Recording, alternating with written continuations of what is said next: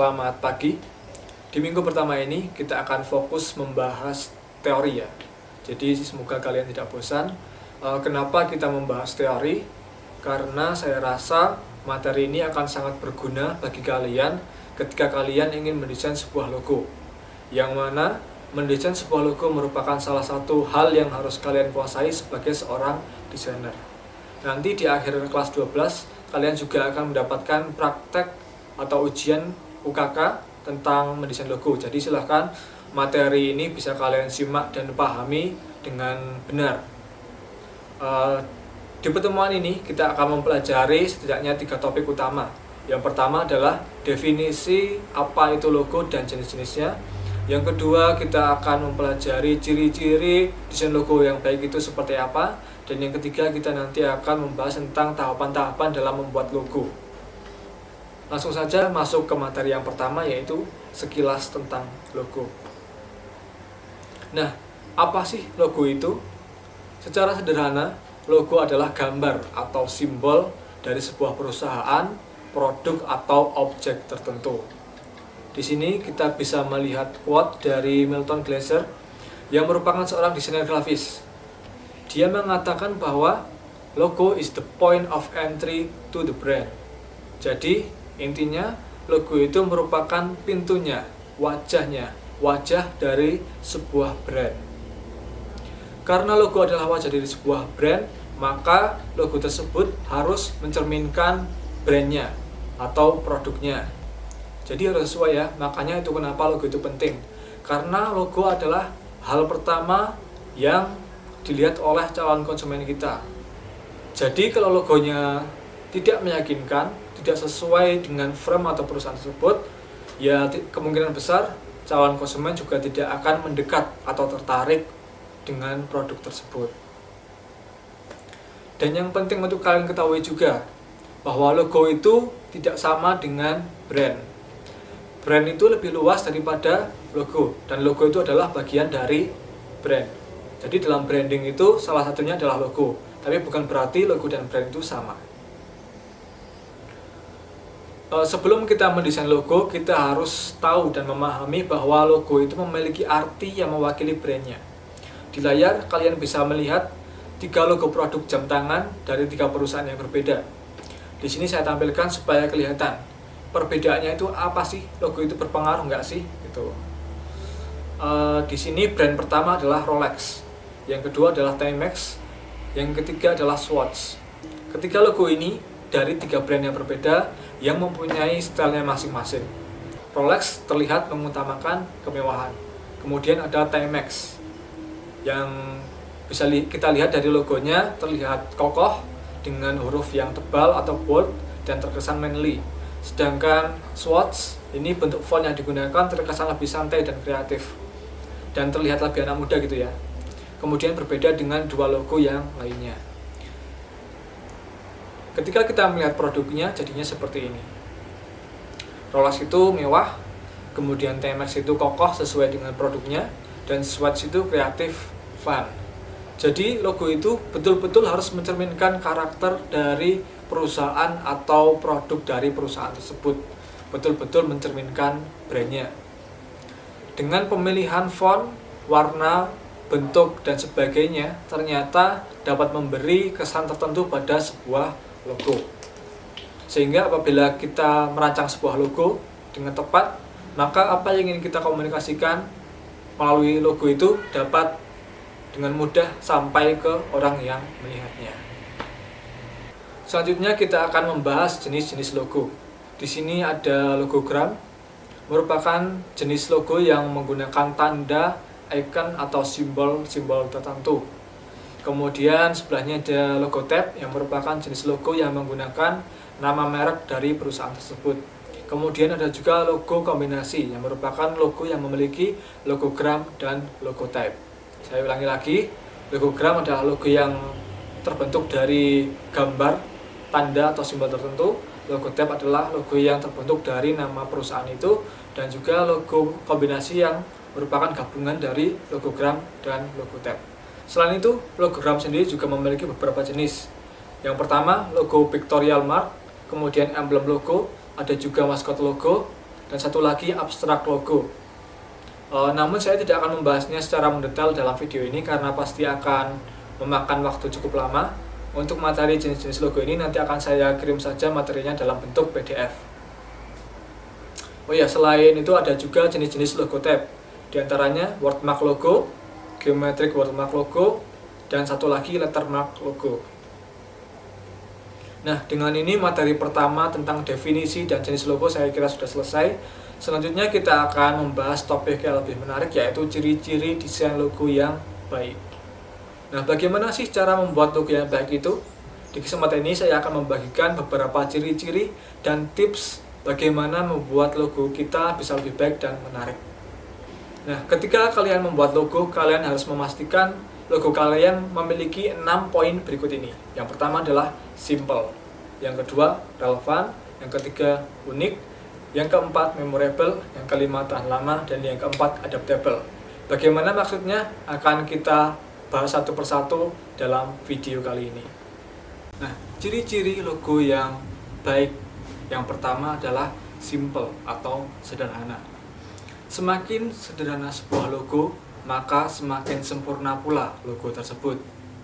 Bayangkan saja, sebuah logo itu dipakai untuk mewakili visi dan misi perusahaan, mewakili jiwa perusahaan, mewakili pemimpin perusahaan, mewakili kinerja perusahaan, dan banyak lagi aspek-aspek lainnya.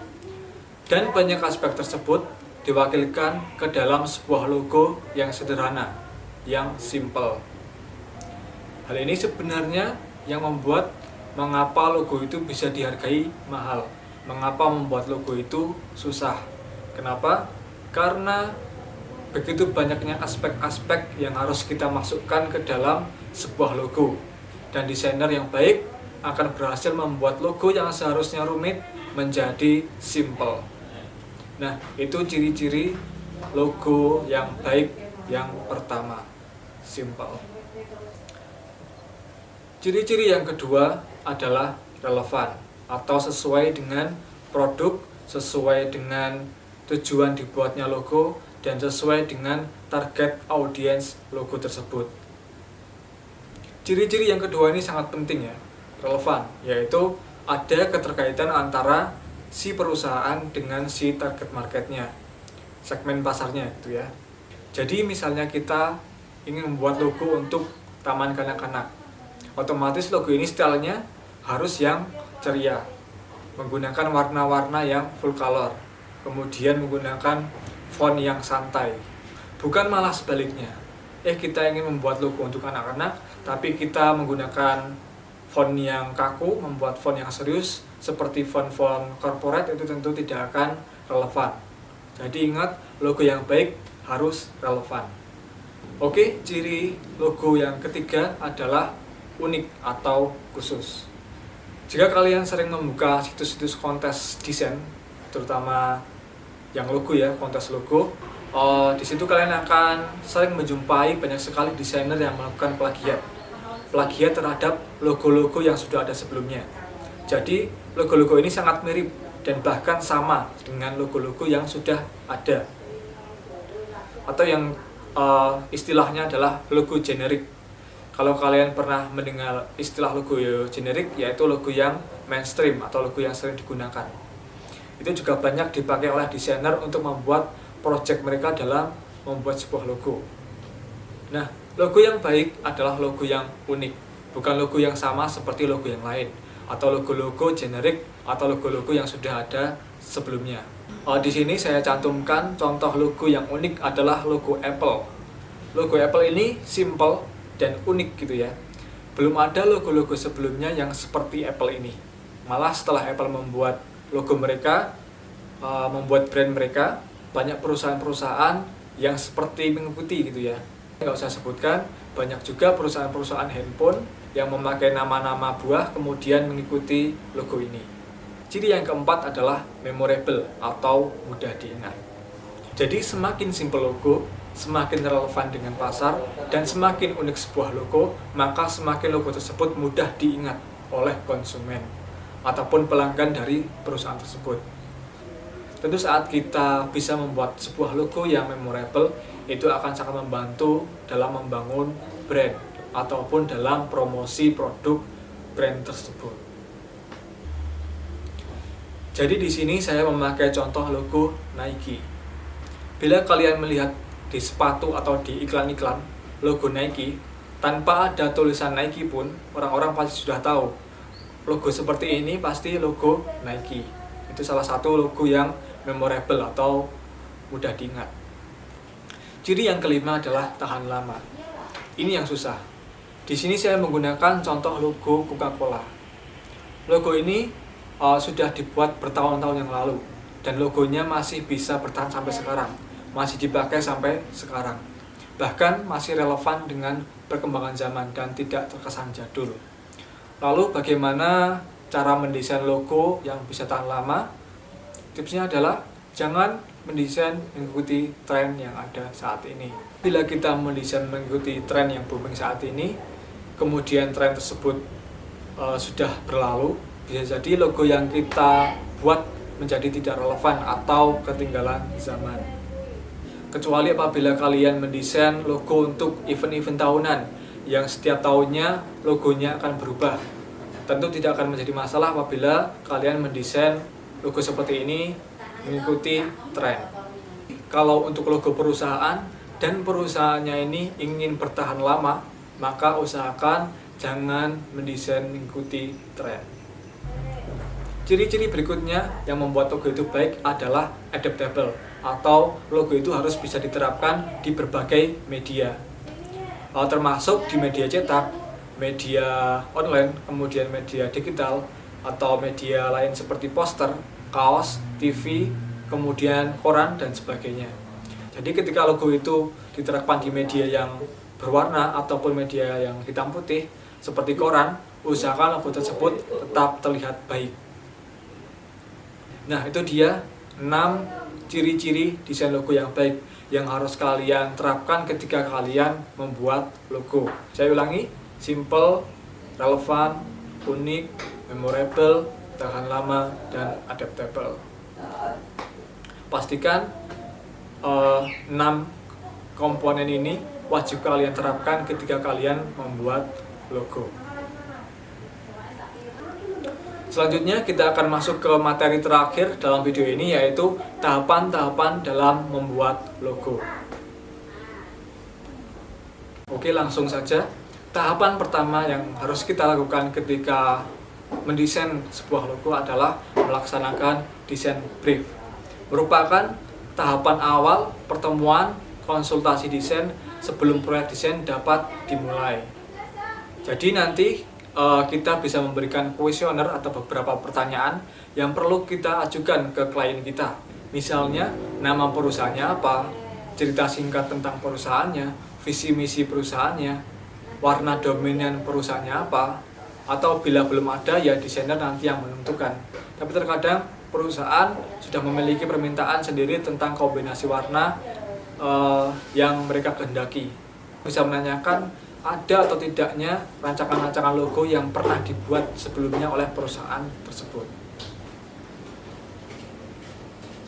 Tahapan yang kedua adalah research atau melakukan riset.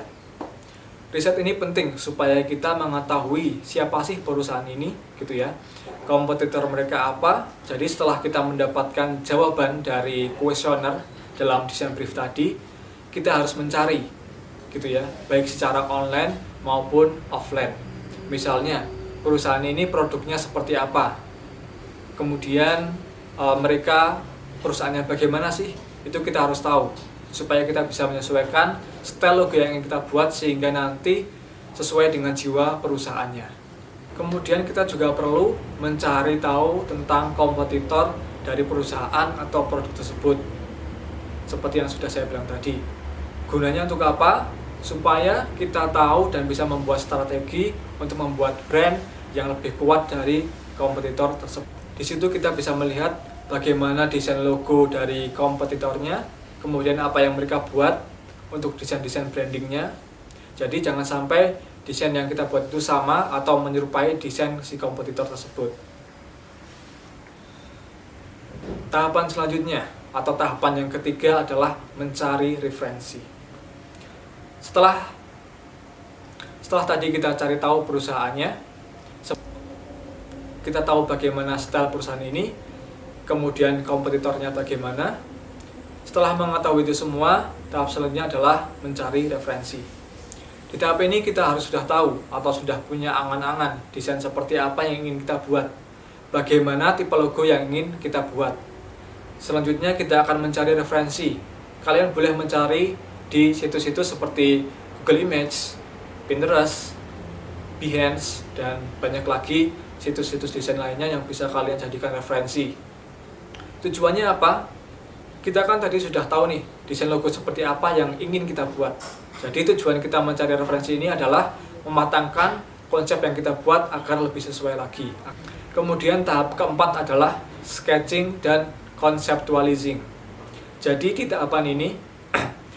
tahapan ini kita bisa mulai membuat sketsa dan mulai mencari bentuk yang sesuai dengan konsep yang ingin kita tawarkan kepada klien. Jadi silahkan kalian bisa coret-coret saja dan sketsa sebanyak mungkin logo hingga menemukan konsep yang cocok. Dari logo-logo tersebut, kalian bisa pilih 3 logo terbaik untuk kemudian bisa kalian ajukan ke klien untuk dikonsultasikan.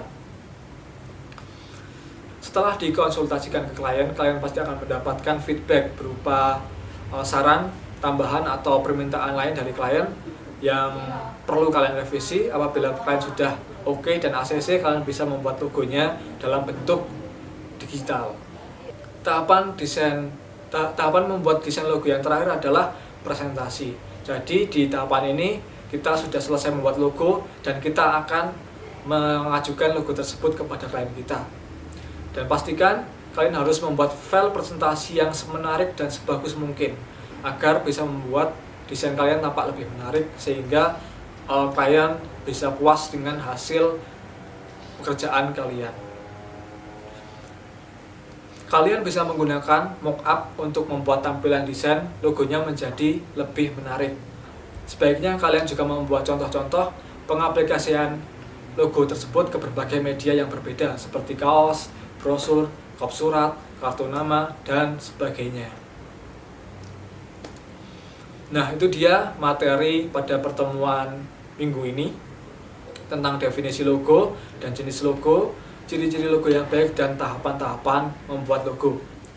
Semoga materi yang saya sampaikan dapat kalian pahami dan dapat kalian terima dengan baik, dan pastinya saya berharap bahwa materi ini dapat berguna untuk kalian ke depannya.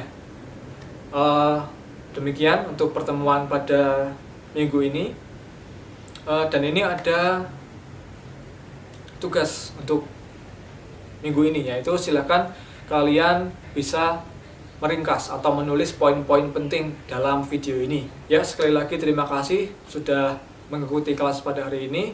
Sampai bertemu minggu depan. Terima kasih.